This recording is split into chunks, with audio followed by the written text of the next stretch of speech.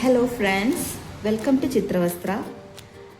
ഞാൻ എൻ്റെ കഴിഞ്ഞ വീഡിയോസിൽ എങ്ങനെ നമുക്ക് ഈ പ്രൊക്രിയേറ്റ് ആപ്പ് ഇൻസ്റ്റാൾ ചെയ്യാം എന്നുള്ളതും അതുകൂടാതെ പ്രൊക്രിയേറ്റിൻ്റെ പോസിബിലിറ്റീസിനെ കുറിച്ചിട്ടും വിശദമായിട്ട് പറഞ്ഞു. ഇന്ന് നമുക്ക് പ്രൊക്രിയേറ്റിലേക്ക് ഡയറക്റ്റ് കടക്കാം. കടക്കുന്നതിന് മുൻപ് വരയ്ക്കാൻ താല്പര്യമുള്ളവരാണ് നിങ്ങൾ, വരയ്ക്കണം എന്ന് ആഗ്രഹമുണ്ട്, പക്ഷെ അതെങ്ങനെ എന്നറിയില്ല എന്നൊക്കെ ഉള്ളവർക്ക് ഈ ഒരു ഒരു വീഡിയോ ഒരു ട്യൂട്ടോറിയലായിട്ട് തന്നെ എടുക്കാം. നിങ്ങൾക്ക് വരയ്ക്കാൻ പഠിക്കാം. സിമ്പിളായിട്ട് വരയ്ക്കുന്നത് എങ്ങനെ എന്ന് കംപ്ലീറ്റ് ആയിട്ട് പഠിപ്പിക്കുന്ന രീതിയിലുള്ള വീഡിയോസ് ആയിരിക്കും ഇനി അങ്ങോട്ടേക്ക് മൊത്തം വരുന്നത്. ഇന്ന് അതിൽ ഏറ്റവും ഇമ്പോർട്ടൻ്റ് ആയിട്ടുള്ള ക്യാൻവാസ് സെറ്റിംഗ് ആണ് നമ്മൾ പഠിക്കാൻ പോകുന്നത്. അപ്പോൾ എല്ലാവരും റെഡിയല്ലേ? നമുക്ക് സ്റ്റാർട്ട് ചെയ്യാം. ഇപ്പോൾ പ്രൊക്രിയേറ്റ്, അത് നമ്മൾ പ്രൊക്രിയേറ്റ് തുറക്കുന്നു. ഫസ്റ്റ് വരുന്നത് ഗാലറിയാണ് അല്ലേ. ഒരു ആർട്ടിസ്റ്റുകൾക്ക് എന്തായാലും അറിയാം, നമ്മൾ വരയ്ക്കുമ്പോൾ ഒരു ബോർഡ് വേണം അല്ലേ. നമുക്കൊരു ബോർഡ് വേണം, ഒരു ആർട്ട് ബോർഡ് വേണം, അല്ലെങ്കിൽ ഒരു ക്യാൻവാസ് വേണം. ക്യാൻവാസ് ഇല്ലാതെ നമുക്ക് വരയ്ക്കാൻ പറ്റില്ല. അപ്പോൾ അത് എങ്ങനെ ചെയ്യാം എന്ന് നമുക്ക് നോക്കാം. ഇതിൽ കുറേ ഓപ്ഷൻസ് കണ്ടില്ലേ. സെലക്ട് ഉണ്ട്, ഇമ്പോർട്ട് ഉണ്ട്, ഫോട്ടോസ് ഉണ്ട്. അത് നമുക്ക് ഇപ്പോൾ ഫോട്ടോ എടുക്കുകയാണെങ്കിൽ ഒരു ഫോട്ടോ നമുക്ക് ഒരു ആർട്ട് ബോർഡായിട്ട് വരും. ഇപ്പം ഞാൻ ഈ ഒരു ഫോട്ടോ എടുത്തു, ആർട്ട് ബോർഡ് ഈ ഫോട്ടോ ആയിട്ടാണ് വന്നത് അല്ലേ. അത് വേണ്ട, ഇതൊന്നും വേണ്ട. നമുക്ക് പുതിയൊരു, അല്ലെങ്കിൽ നമുക്ക് ഇമ്പോർട്ട് ചെയ്യണമെങ്കിൽ ഇമ്പോർട്ട് ചെയ്യാം, സെലക്ട് ചെയ്യണം, അങ്ങനെ നമുക്ക് ചെയ്യാം. ഇത് നമ്മൾ പുതിയതായിട്ടൊരു ക്യാൻവാസ് ഉണ്ടാക്കണം എന്ന് വിചാരിക്കും. അങ്ങനെയാണെങ്കിൽ ഈ ഒരു പ്ലസ് ബട്ടണിൽ അത് ക്ലിക്ക് ചെയ്യുക. അപ്പം ഇൻബിൽഡായിട്ട് ഇതിൽ തന്നെ കുറേ കാണാം. ഇപ്പോൾ screen size, square, 4K, A4 അല്ല, ഇതൊക്കെ ഇതിൻ്റെ ഉള്ളിൽ തന്നെ ഫസ്റ്റ് തന്നെ നിങ്ങൾ എടുക്കുകയാണെങ്കിൽ കാണാൻ പറ്റുന്ന കാര്യങ്ങളാണ്. ഇനി അതെല്ലാം നമുക്ക് സ്വന്തമായിട്ടൊരു ക്യാൻവാസിൻ്റെ ഡയമെൻഷൻ ഇവിടെ കണ്ടു. ഞാൻ പല ഡയമെൻഷൻസ് യൂസ് ചെയ്തിട്ടുണ്ട് ഓൾറെഡി. ടൈറ്റിൽഡ് ക്യാൻവാസ്, ഇവിടെ CMYK, ഇത് ഡയമെൻഷൻ, ഇങ്ങനെ കുറേ കാണാം അല്ലേ. ഞാൻ അത് ക്ലിക്ക് ചെയ്ത് പോയതാണ്. അപ്പോൾ എന്ത് വേണമെങ്കിലും നമുക്ക് ചെയ്യാം. അപ്പോൾ ഞാനിപ്പോൾ പുതിയൊരു ക്യാൻവാസ് ഉണ്ടാക്കാൻ പോവുകയാണ്. പ്ലസ് ബട്ടൺ ക്ലിക്ക് ചെയ്തു. അപ്പോൾ ഇതാ ഇവിടെ dimension, colour profile, time lapse, അങ്ങനെ ഒരു 4 ഇമ്പോർട്ടൻ്റ് ആയിട്ടുള്ള കാര്യങ്ങൾ ഇവിടെ കാണാം.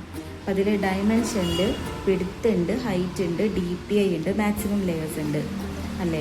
അപ്പോൾ ഇത് എന്തൊക്കെയാണെന്ന് വെച്ചാൽ വിഡ്ത്തും ഹൈറ്റും, ആ ക്യാൻവാസ് ബോർഡിൻ്റെ വിഡ്ത്തും ഹൈറ്റും ആണ് ഉദ്ദേശിക്കുന്നത്. ഇപ്പോൾ ഞാൻ വിഡ്ത്ത് ഒരു, അതുകൂടാതെ വേറെ ഒരു ഇമ്പോർട്ടൻ്റ് ആയിട്ടുള്ള ഒരു കാര്യമാണ് ഇവിടെ കൊടുത്തിരിക്കുന്നത്. മില്ലിമീറ്റർ, സെൻറ്റിമീറ്റേഴ്സ്, ഇഞ്ചസ്, പിക്സൽസ് എന്നൊക്കെ പറഞ്ഞിട്ട്. ഇപ്പോൾ നമുക്ക് POD ഒക്കെ ആണെങ്കിൽ, POD means print on demand ചെയ്യുന്നവരാണെങ്കിൽ ഇഞ്ചസ് ആയിരിക്കും സെലക്ട് ചെയ്യുന്നത്. അത് ഞാൻ പിക്സൽസിലും എടുക്കാറുണ്ട് കേട്ടോ, ചെയ്യാറുണ്ട്. കൂടുതലും പിക്സൽസിലാണ് ചെയ്യുന്നത്. അപ്പം എന്ത് വേണം യൂണിറ്റ് ഇവിടെ നമുക്ക് തീരുമാനിക്കാം. അതല്ല ഡയമെൻഷൻസ്, ഇപ്പം യൂണിറ്റ് ഞാൻ പിക്സൽ തന്നെ എടുത്തു. അത് ഞാനിവിടെ ഒരു 3000 പിക്സൽ കൊടുത്തു. 3000ഉം ഹൈറ്റ് ഒരു 4000ഉം കൊടുത്തു. ഇങ്ങനെ ചെയ്യുമ്പോൾ ഈ മാക്സിമം ലെയറിലൊരു വ്യത്യാസം വരുന്നത് ശ്രദ്ധിച്ചോ. ഇങ്ങനെ ഒരു ലെയേഴ്സ് എന്താണ് അതിൻ്റെ ഡീറ്റെയിൽ ആയിട്ട് വേറൊരു വീഡിയോ ഞാൻ ചെയ്യും കേട്ടോ. ഇപ്പം നമ്മൾ ക്യാൻവാസ് സെറ്റിംഗ് ആണ് ഏറ്റവും ഇമ്പോർട്ടൻ്റ് ആയിട്ടുള്ള.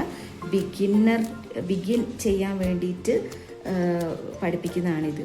അപ്പോൾ വിഡ്ത്തും ഹൈറ്റും നമ്മൾ ചെയ്തു. ഇനി DPI എന്ന് വെച്ചാൽ ഡോട്ട്സ് പെർ ഇഞ്ച്. ആ ഒരു നമ്മളെ ചിത്രത്തിൻ്റെ ക്വാളിറ്റി തീരുമാനിക്കുന്നത് ഇതാണ്, ഈ DPI ആണ്. അപ്പം ഇത് ഞാൻ POD ചെയ്യുന്ന ഒരാളായതുകൊണ്ടാണ് 300 ഒക്കെ വെച്ചിട്ടുള്ള DPI. ഇനി നിങ്ങൾക്ക് ജസ്റ്റ് ഇത് വെറുതെ ഒരു ചിത്രം വരച്ചിട്ട് സോഷ്യൽ മീഡിയയിൽ ഇടണമെന്ന് വിചാരിക്കും. അങ്ങനെ ആണെങ്കിൽ ഇത്രയും ക്വാളിറ്റീൻ്റെ ഒന്നും ഇതില്ല. ഒരു 72 DPI ഒക്കെ മതിയാവും. പിന്നെ ഇത് അനുസരിച്ചിട്ട് ലെയറിൽ എത്തി. ഇപ്പം ഞാനിവിടെ എടുത്തൊരു 8000 കൊടുത്തെന്ന് വിചാരിക്കും. 8000 ലെയർ മാറ്റുന്നത് ശ്രദ്ധിക്കണേ. ഹൈറ്റ് ഇപ്പം ഞാനൊരു 11,000ഉം കൊടുത്തു.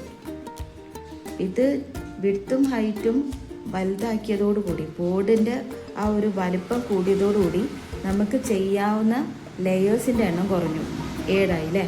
ക്വാളിറ്റി ഇപ്പോൾ DPI ഞാൻ 300ഉം കൊടുത്തു. 300 DPI വെക്കുന്നത് എന്തിനാണോ, നമ്മൾ പ്രിൻ്റ് ഓൺ ഡിമാൻഡ് പ്രിൻ്റ് ചെയ്യണമെന്ന് വിചാരിക്കും. പ്രിൻ്റ് ചെയ്യണമെങ്കിൽ നല്ല ക്വാളിറ്റി വേണം. അപ്പോൾ 300 എങ്കിലും നമുക്ക് സെറ്റ് ചെയ്യേണ്ടി വരും. Print on demand POD ചെയ്യുന്നവരാണെങ്കിലും. അപ്പോൾ അതുകൊണ്ട് ഞാനെപ്പോഴും DPI 300 അങ്ങ് വെച്ചിട്ടാണുള്ളത്.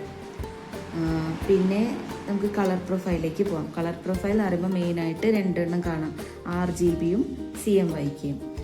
RGB എന്ന് പറയുകയാണെങ്കിൽ നിങ്ങൾക്കിപ്പോൾ ജസ്റ്റ് ഇതൊരു ചിത്രം വരച്ചിപ്പം നിങ്ങളൊരു ഗിഫ്റ്റ് ഡിജിറ്റൽ ആർട്ടായിട്ടൊരു ഗിഫ്റ്റ് കൊടുക്കാനാണ് എന്ന് വിചാരിക്കും. ഒരാളുടെ പോർട്രേറ്റ് വരച്ചിട്ട് അത് ഗിഫ്റ്റ് കൊടുക്കാനാണ് നിങ്ങൾക്ക് താല്പര്യം. അങ്ങനെയാണെങ്കിൽ അത് നല്ല ക്വാളിറ്റിയിൽ സാധനം കിട്ടണം അല്ലേ. അപ്പോൾ നല്ല ഭംഗിയിൽ കിട്ടണമെങ്കിൽ RGB ആണ് നമ്മൾ യൂസ് ചെയ്യുക. അതല്ല നിങ്ങൾക്ക് ഈ ഒരു ആർട്ട് പ്രിൻ്റ് ചെയ്തെടുക്കണം എന്ന് വിചാരിക്കും. പ്രിൻ്റ് ചെയ്യണമെങ്കിൽ CMYK ആണ് നല്ലത്. അപ്പോൾ ഇങ്ങനെയാണ് നമ്മൾ തീരുമാനിക്കേണ്ടത്, RGB വേണോ CMYK. ഞാൻ പിന്നെ പ്രിൻ്റ് POD ചെയ്യുന്നതുകൊണ്ട് ഞാൻ എപ്പോഴും CMYK ആണ് സെലക്ട് ചെയ്യൽ. ഇനി വെറുതെ ഗിഫ്റ്റ് കൊടുക്കലൊക്കെ അങ്ങനെ അല്ലെങ്കിൽ നിങ്ങൾക്ക് വെറുതെ വരയ്ക്കുക അങ്ങനെയൊക്കെ ആണെങ്കിൽ RGB സെലക്ട് ചെയ്യും. ഇപ്പോൾ ജസ്റ്റ് RGB എടുത്തു. ഡയമെൻഷൻ ഞാനൊരു 2200, പിന്നെ ഇവിടെ ഒരു 3000 കൊടുത്തു. അപ്പോൾ നമുക്ക് 154 ലെയേഴ്സ് കിട്ടും. ഇങ്ങനെയാണെങ്കിൽ നമ്പർ ഓഫ് ലെയേഴ്സ് നമുക്ക് കൂടുതലായി കിട്ടും. ഇങ്ങനെ ഞാനിത് സെറ്റ് ചെയ്തു. ഇതിൽ വേറെ ഉണ്ട് ടൈം ലാപ്സ് സെറ്റിങ്സ് പറയുന്നുണ്ട്. ഇത് ക്വാളിറ്റിയാണ്, ഗുഡ് ക്വാളിറ്റി, സ്റ്റുഡിയോ ക്വാളിറ്റിയൊക്കെ നമുക്കിവിടെ തീരുമാനിക്കാം. ക്യാൻവാസ് പ്രോപ്പർട്ടീസിൽ ബാക്ക്ഗ്രൗണ്ട് കളർ, ഇപ്പോൾ ഞാൻ ബാക്ക്ഗ്രൗണ്ട് കളർ വൈറ്റാണ് കൊടുത്തിരിക്കുന്നത്. ഇനി നമുക്ക് ബാക്ക്ഗ്രൗണ്ട് കളർ എന്തൊക്കെ ബ്ലാക്ക് കൊടുക്കാം. അപ്പം എന്ത് ക്യാൻവാസാണ് വേണ്ടത്? ഇപ്പോൾ ബ്ലാക്ക് ക്യാൻവാസ് ആണെങ്കിൽ നമുക്ക് എന്താവും, ബ്ലാക്ക് ക്യാൻവാസ് കിട്ടി അല്ലേ. ഇനി ഇത് വേണ്ട, നമുക്ക് അത് ബാക്ക്ഗ്രൗണ്ട് കളർ ഇതിൽ തന്നെ തീരുമാനിക്കാം. ലെയേഴ്സ് എടുക്കുക, ബാക്ക്ഗ്രൗണ്ട് കളർ കണ്ടോ ബ്ലാക്ക് അല്ലേ, അത് നമുക്ക് വൈറ്റ് ആക്കാം. അപ്പോൾ ഇങ്ങനെ നമുക്ക് നമ്മുടെ ആർട്ട് ബോർഡ് ഉണ്ടാക്കാം. അപ്പോൾ ഇതൊക്കെ ഞാൻ ഉണ്ടാക്കി വെച്ചിട്ടുള്ള ആർട്ട് ബോർഡ്സാണ്. പിന്നെ ഇതിലിപ്പോൾ ഞാൻ കണ്ടോ, ഇതിൽ പ്രീമിയം ടീഷർട്ട്സ്, ഇതൊക്കെ ആ PODയിൽ വേണ്ട ഡയമെൻഷൻ. ഇത്ര ഡയമെൻഷൻ ഉണ്ടെങ്കിൽ മാത്രമേ നമുക്ക് അതിൽ അപ്ലോഡ് ചെയ്യാൻ പറ്റുള്ളൂ.